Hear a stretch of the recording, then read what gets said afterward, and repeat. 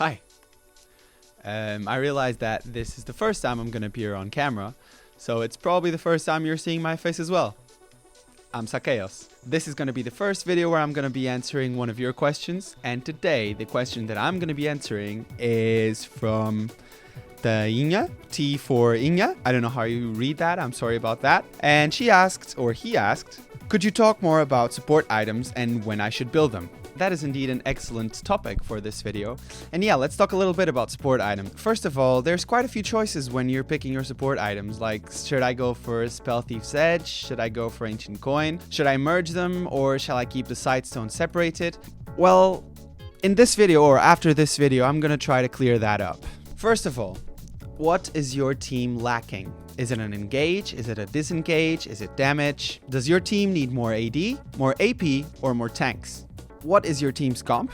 Is it a split push comp? Is it a poke comp? Is it a siege comp? What is the enemy team's comp? Does your team have a lot of crowd control, or does the enemy team have a lot of crowd control? Based on these 5 questions, you're gonna build certain situational items on supports, and I'm gonna be talking about them right now, so when you should build them and what you should build. In the early game, you're gonna go for your core, which is Sightstone, Boots, and your gold income item. But which one do you choose? So the Spell Thief's Edge, it allows you to poke harder than usual.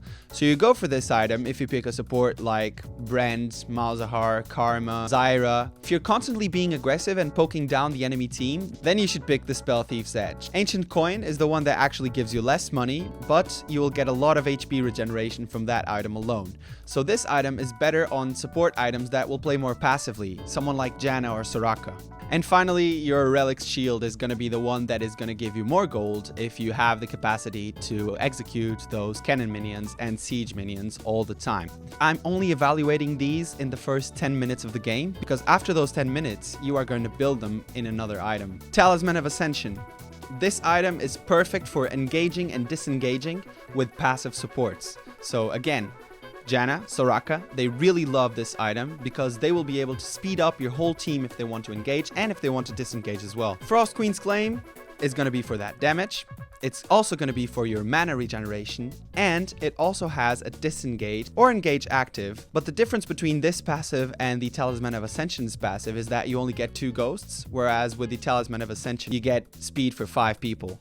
Face of the Mountain is going to be for those tanky supports that can't really shield your team, so giving some ally that shield could actually save them a lot, and don't forget that it actually slows down people as well. Champions like Braum, Alistar, Blitzcrank could really use Face of the Mountain. You will only fuse Sightstone with these starter items if you really need a final item for your build. Someone like Malzahar that really needs his Boots, he really needs his Rylais, he really needs his Liandries. If you could fuse your Sightstone with your starter item, you're going to free up one more slot so that you could build, for example, Redemption, because that's what Malzahar support lacks, is something to help your team out. In terms of support items, which ones should you go for?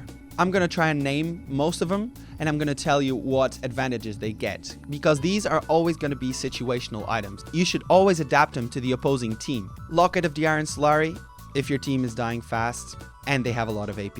It's great on passive supports. Banner of Command, you should buy this if the enemy team has a lot of AP. So for example, in this meta where there's a lot of Ziggs AP carries, Banner of Command could actually save your ass pretty much all the time. Banshees Veil, you should only get this if the enemy team is focusing you down, because it is a rather selfish item. Abyssal Scepter. This item should be bought when your team has a lot of AP. So in this case, if you're playing with a Ziggs AP carry, then this item could actually be very good. Spirit Visage, you're going to go for this for the tanky stats, but it is again a very selfish item. ZZ Rot could be used for when you have an inhibitor down or when someone is split pushing all the time. So for example, imagine a Tryndamere. You should buy Zeeks if you know that someone in your team is fed and that they can carry your ass. Otherwise, forget about this item. Ardent Censer, if you have a lot of shields, so for example someone like Karma or Janna or maybe even Soraka could use Ardent Censer pretty well. And finally you get Righteous Glory if your team really lacks an engage. Obviously, some champions require a lot more of core items than others. For example, someone like Brand or Malzahar, as I was saying before, they really need a certain set of items to become useful in the game. But someone like Janna, she can really build according to the enemy team, and you should take advantage of that. That is a very pro on playing Janna.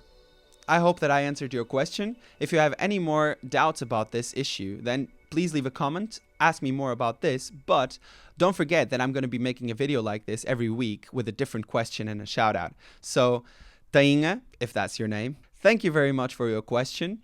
Please, guys, leave another question down in the comments, and I will be answering it next week. Sakeios out. Hey guys, so if you like Joan's channel, just subscribe down below and leave your like, thumbs up. Let's smash it up. Thank you, bye, see you. Woo!